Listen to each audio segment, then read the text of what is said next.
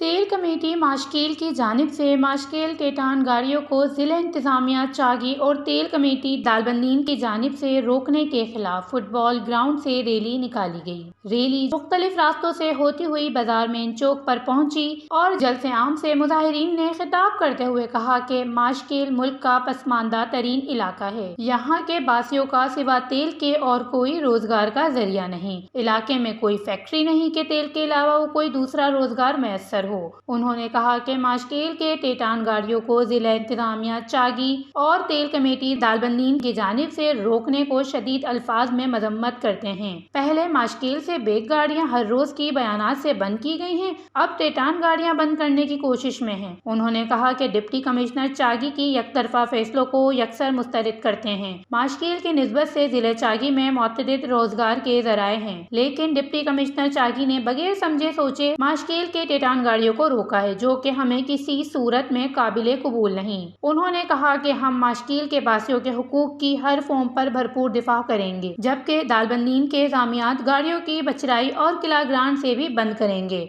उन्होंने कहा कि जिला इंतजामिया चागी को 3 दिन का अल्टीमेटम देते हैं। अगर 3 दिन के अंदर माशकेल की टेटान गाड़ियों को इजाजत नहीं दी गई तो इस अमल के खिलाफ सख्त एक्शन उठाएंगे और भूख हड़ताली कैंप लगाएंगे। वश न्यूज़, माशकेल, बलूचिस्तान।